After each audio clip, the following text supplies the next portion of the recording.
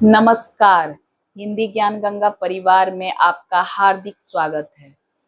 अव्यय के भेदों पर चर्चा कर रहे थे। आज हम उसी क्रम को आगे बढ़ाते हैं और संबंध बोधक अव्यय शब्द पर चर्चा करेंगे। इस चर्चा को शुरू करने से पहले एक उदाहरण के माध्यम से हम संबंध बोधक अव्यय शब्द को समझ लेते हैं। नौकर जयपुर तक गया। इस वाक्य में नौकर जयपुर गया, ये तीन शब्द हमें समझ में आ रहे हैं। लेकिन अगर हम तक को हटा दें इस वाक्य से, तो इस वाक्य का अर्थ स्पष्ट नहीं होता है। नौकर जयपुर गया, लेकिन इस अर्थ को और अधिक स्पष्ट करने के लिए जब हम तक का प्रयोग करते हैं तो यह वाक्य और अधिक स्पष्ट प्रतीत होता है। क्यों? क्योंकि यहाँ जयपुर और गया के मध्य तक जो है वह संबंध स्थापित करने का काम कर रहा है। जयपुर क्या है? संज्ञा शब्द है। गया क्या है? गया क्रिया। तो यहां हम क्या पा रहे हैं कि जो अव्यय शब्द किसी संज्ञा शब्द के साथ जुड़कर उस संज्ञा का वाक्य में आए अन्य शब्दों के साथ उनका संबंध स्थापित करते हैं, उन्हें संबंध बोधक अव्यय शब्द कहते हैं। तो संबंध बोधक अव्यय का क्या काम है? संबंध स्थापित करना किसके बीच में?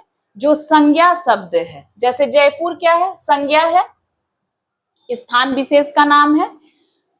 जयपुर का संबंध वाक्य में आए अन्य शब्दों के साथ जोड़ने का काम कौन कर रहा है? तक। नौकर जयपुर तक गया। तो यह विशेषता है संबंध बोधक अव्यय शब्द की। उम्मीद है यहां तक आप विषय को समझ चुके होंगे कि संबंध बोधक अव्यय शब्द किसे कहते हैं। तो वे अव्यय शब्द जो संबंध स्थापित करने का काम करते हैं। किसके बीच में? संज्ञा के पीछे आते हैं। जयपुर के पीछे तक आया है, संज्ञा के पीछे आते हैं और उसके बाद ये क्या करते हैं? इसके बाद वाक्य में आए अन्य शब्दों के साथ उस संज्ञा का संबंध स्थापित करते हैं। नौकर जयपुर गया, ये साधारण वाक्य है। जैसे ही हम तक लगा देते हैं तो ये स्थिति स्पष्ट हो जाती है कि नौकर जयपुर तक ही जाएगा, वहीं तक सीमित है, उसके आगे वो नहीं जाएगा। वाक्य और अधिक स्पष्ट हो जाता है। तो यह विशेषता है संबंध बोधक अव्यय शब्द की। वाक्य में संज्ञा शब्द के पीछे लगते हैं और उसका संबंध दर्शाने का काम करते हैं वाक्य में आए अन्य शब्दों के साथ। यहां तक विषय स्पष्ट हो गया होगा। आगे बढ़ते हैं। कुछ और इसके उदाहरण हैं, जैसे कि भर, तक, ये सारे उदाहरण हैं। भर, तक, ठीक है। एक और उदाहरण से इसे और अच्छे से समझते हैं। जल के बिना जीवन संभव नहीं है। जल जीवन संभव नहीं है। अगर हम के बिना को हटा दे तो क्या ये वाक्य स्पष्ट है? नहीं। जल संज्ञा शब्द, इसके पीछे देखिए आया है विभक्ति के साथ। सदैव याद रखें संबंध बोधक जो अव्यय शब्द है अधिकतर, एक दो अपवाद को छोड़ दे तो अधिकतर विभक्ति के साथ, संज्ञा के बाद विभक्ति रहती है, उसके बाद संबंध बोधक अव्यय शब्द आते हैं और आकर इस संज्ञा का, जो संज्ञा है जिसके पीछे वो आ रहे हैं, उसका संबंध वाक्य में आए अन्य शब्दों के साथ, क्रिया हो गई या कोई अन्य शब्द हो गए, उनके साथ संबंध दर्शाने का काम करते हैं, संबंध जोड़ते हैं। इसलिए इनका नाम है संबंध बोधक अव्यय शब्द। अव्यय इसलिए कहा गया है क्योंकि विकार का इन पर कोई प्रभाव नहीं पड़ता है। तो जल के बिना जीवन संभव नहीं है। तो ये वाक्य भी स्पष्ट हो गया। अब इनके भेदों पर चर्चा करते हैं।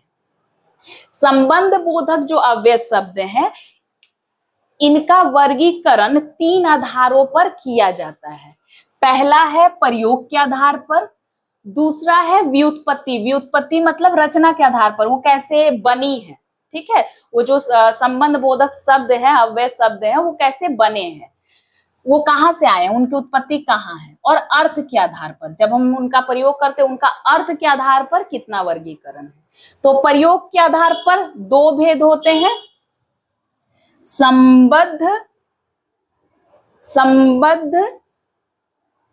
अव्यय शब्द, संबंध अव्यय शब्द, और अनुबद्ध अव्यय शब्द, ठीक है। संबद्ध में क्या है, संज्ञा के पीछे लगते हैं ये, ठीक है, और जैसे कैसे विभक्ति के साथ लगेंगे, जैसे जल संज्ञा है, के विभक्ति है, विभक्ति मतलब कारक चिन्ह, बिना क्या है, ये शब्द है। अब हम आगे बढ़ते हैं, आगे देखते हैं। उसके बाद क्या है, अनुबद्ध, जब संज्ञा को विकृत कर दिया जाए, मतलब उसके रूप में परिवर्तन कर दिया जाए, और विकृत होने के बाद जब अव्यय शब्द लगे, जैसे किनारे तक, मित्रों सहित, ठीक है। इसके बाद हम देखते हैं, आगे बढ़ते हैं। व्युत्पत्ति के आधार पर कितने भेद हो रहे हैं। व्युत्पत्ति के आधार पर 2 भेद होते हैं। मूल जो शब्द है वो हो गए मूल संबंध बोधक शब्द और यौगिक संबंध बोधक शब्द। तो मूल कौन से शब्द, जो मूल रूप से आए हैं, जैसे कि बिना, तरह, भर, तक, ये सारे मूल शब्द हुए। और यौगिक शब्द जो किसी अन्य शब्द से मिलकर बने हैं, जैसे संज्ञा से, विशेषण से, क्रिया विशेषण से, तो ये सारे शब्द, जैसे कि समान, ऐसा, ठीक है, ये सारे शब्द हो गए जो किसी से मिलकर बने हैं और मूल रूप से जो होते हैं मूल शब्द कहलाते हैं। अब हम आगे बढ़ते हैं। अर्थ के आधार पर कितने प्रकार होते हैं। अभी तक हमने 2 आधार देख लिए, प्रयोग के आधार पर 2 हो गए, संबद्ध संबंध बोधक अव्यय शब्द और अनुबद्ध संबंध बोधक अव्यय शब्द। ये 2 भेद हुए, किसके आधार पर, प्रयोग, कैसे लगते हैं, मतलब ये संज्ञा के पीछे लगते हैं, मूल संज्ञा रहेगी उसके पीछे लग जाएंगे, जैसे जल, जल के बिना, ठीक है। अब अनुबद्ध मतलब संज्ञा जिसमें विकृत हो जाए, संज्ञा का रूप परिवर्तित हो जाए और उसके बाद वो लगे, जैसे कि किनारे तक, मित्रों सहित, मित्र हुआ संज्ञा शब्द, मित्रों मात्रा लगी हुई है, कारक का प्रयोग हो गया, मित्रों सहित, बात समझ में आई। पहले संज्ञा विकृत हो जाएगी, उसका रूप परिवर्तित हो जाएगा, बदल जाएगा, तब जब आएंगे अव्यय शब्द उन्हें कहेंगे, ठीक है। अब हम आगे बढ़ते हैं, आगे देखते हैं। अब अर्थ के आधार पर कितने प्रकार होते हैं इसको समझ लीजिए। अब अर्थ के आधार पर 13 प्रकार हैं, ठीक है। नाम आपको बस याद रखना और एक एक उदाहरण मैंने दिया है, ठीक है। अर्थ के आधार पर कितने प्रकार। अब कालवाचक, पहला है कालवाचक, जिसमें होगा, जैसे एक उदाहरण मैंने लिया, आगे, पीछे, ठीक है, काल के आधार पर। स्थानवाचक, स्थानवाचक के उदाहरण क्या हो सकते हैं, ये सारे शब्द हैं, अव्यय शब्द हैं, संबंध बोधक अव्यय शब्द के उदाहरण है, ये सारे प्रयुक्त होते हैं, आपने देखा होगा वाक्यों में। ये अलग बात है कि अव्यय अच्छे से पढ़ी नहीं जाती है, इसको समझना बहुत जरूरी है, क्योंकि इसके आधार पर हम वाक्यों को शुद्ध रूप में लिख सकते हैं, इसीलिए पढ़ना बहुत जरूरी है। स्थानवाचक, पास, दूर। दिशावाचक, जैसे और। साधन, साधनवाचक में द्वारा। हेतु, हेतुवाचक, इसमें हो जाएगा लिए। विषयवाचक, नाम। व्यतिरेक, सिवा, बिना, विनिमय, बदले, सादृश्य वाचक, समान, तरह, विरोधवाचक, विरुद्ध, सहचारण, संग, सहित, ये सारे उदाहरण हैं। ठीक है। संग्रहवाचक, तक, मात्र और तुलनावाचक, ये है अपेक्षा। ठीक है।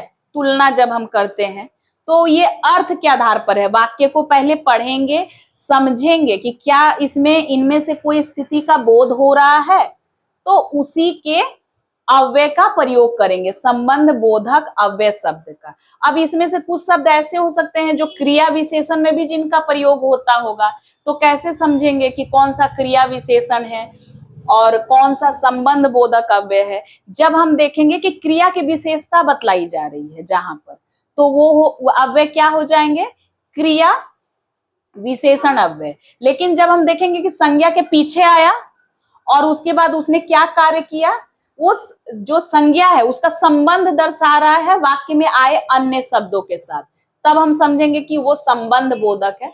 तो दो बातें हैं, जब विशेषता बतलाई जाए क्रिया की तो हो गया क्रिया विशेषण, और जब संबंध दर्शाया जाए संज्ञा के साथ अन्य शब्दों का, तो वो हो गया संबंध बोधक अव्यय शब्द। तो उम्मीद है आज की कक्षा आपको समझ में आई होगी। एक नए वीडियो के साथ मैं आपसे फिर से मिलूंगी, तब तक के लिए धन्यवाद।